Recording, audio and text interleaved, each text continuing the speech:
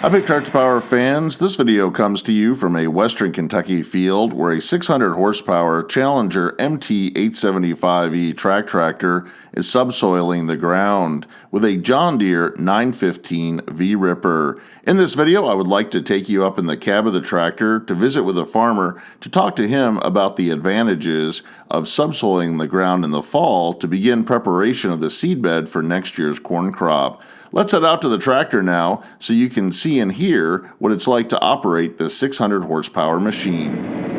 I'm up in the cab of the 600 horsepower Challenger MT875E, and it's running across the field with several John Deere tractors working on fall tillage. This will be some ruts right here where the buggies ran. It'll pull us pretty hard. See, they came around and loaded the trucks right over here.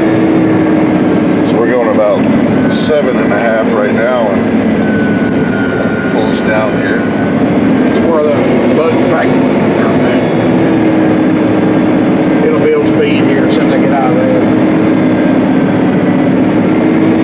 You can see the tractor's on auto guidance and working through this compacted ground. And so when you're running these rippers, that's the main purpose, is to break up all this traffic that's been out here between wheat, soybeans, and last year's corn. Yes. So how deep are you typically working with a 915? 16, 17 inches. Here we can see the tracks.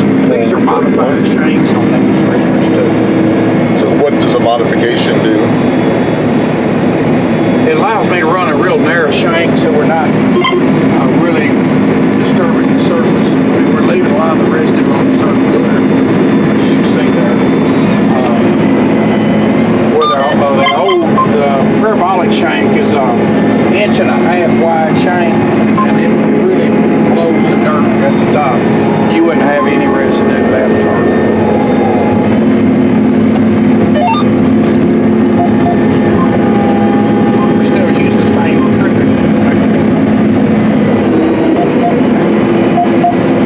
Does a nice job, because by the springtime you can hardly tell the field was worked. If you look, you can see that dirt moving all the way over to that other road. I don't know if you can get that on film or not, but you see that trash right there, you'll see it move. So we're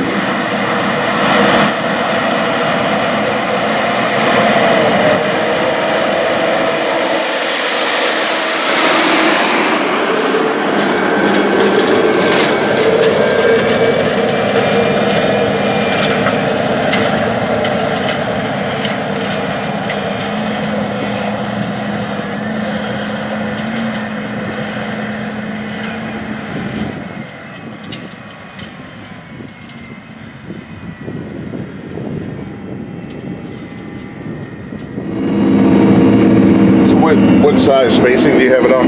26. 26.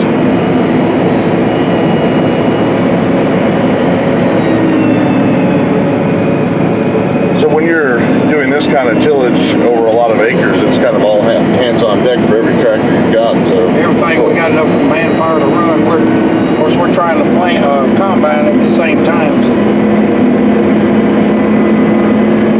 here we can see limited amount of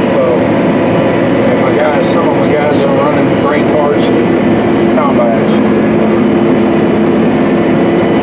Here we can see those grain cart tracks and the combine tracks mixing here. Yeah, the big grain cart right there.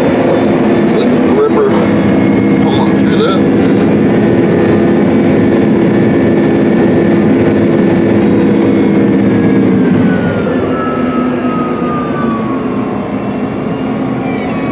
One of your challenges is stones, though, when you're going 16 inches down. Yeah, you can see all those dark spots. That's where a rock had either jumped up because of the rock.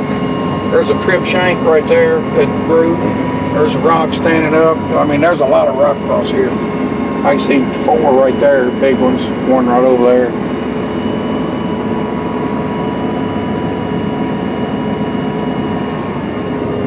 But you watch it, it'll jump up, I'm sure.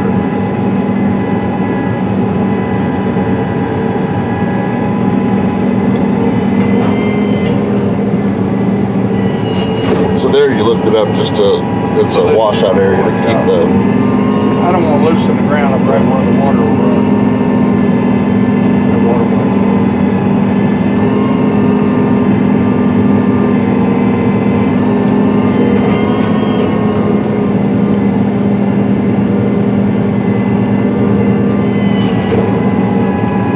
If you don't have direct water flow down it, actually, that being rough right there, you know, actually reduces the ground speed of water. Of course, if you get a concentration of too much water, it'll erode the ground worse.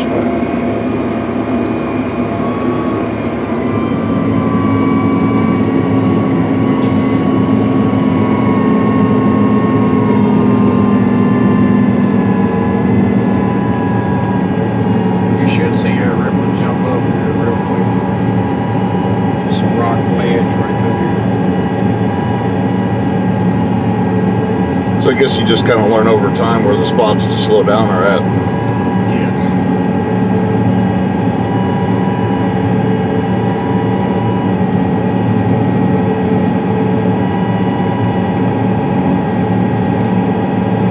Have to get out and change the shear bolts.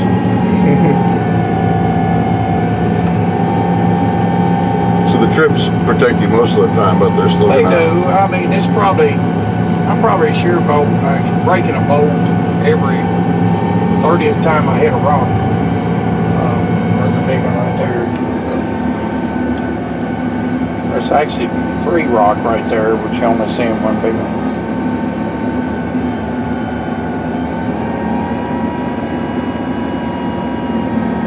Here's another compacted track from a grain cart.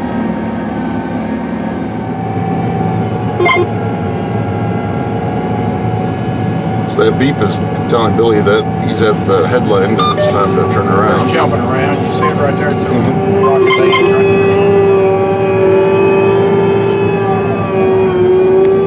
See, the caterpillar can turn pretty tightly here to follow the passes.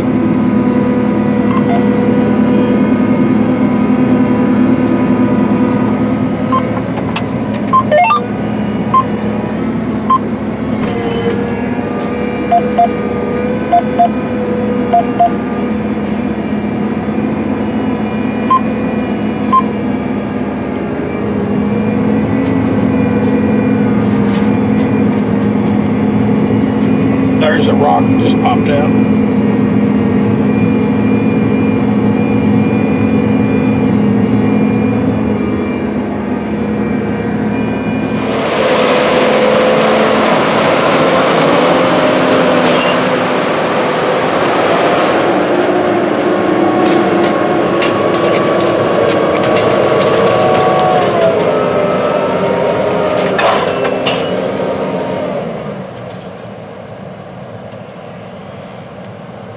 So you can see here one of the stones has broken a shear bolt again.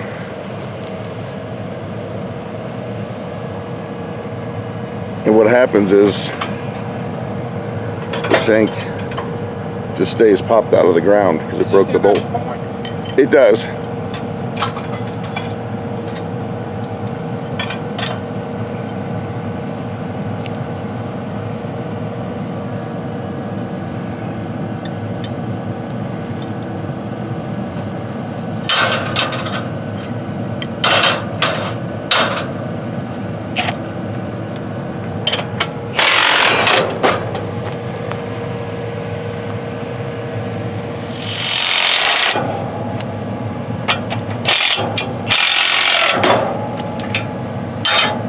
So this bolt breaks so you don't lose your whole shank, just kind of gives way. Well, you'd have been the shank or break something else. It didn't. It'd break the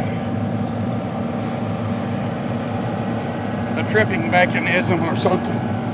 If it didn't give away, something's got to give when you hit a bad enough rock.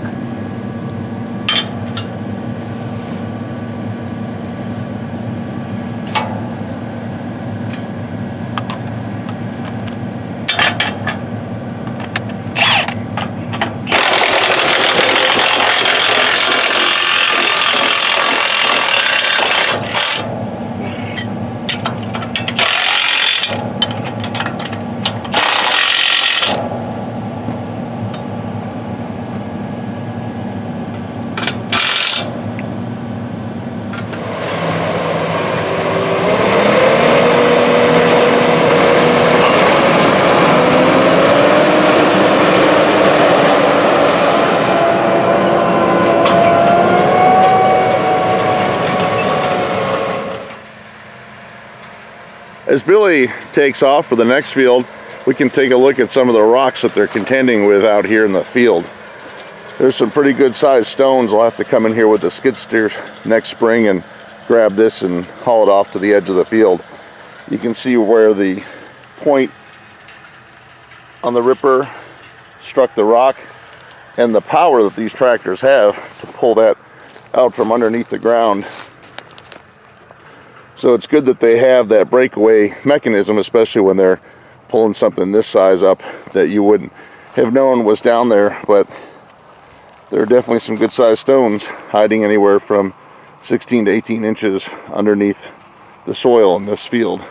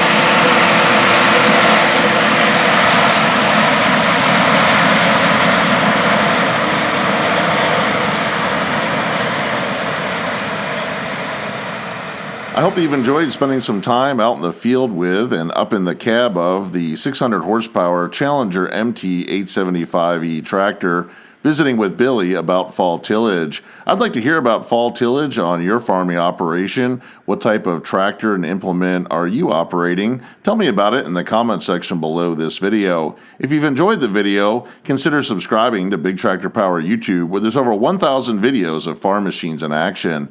As always, thank you for watching.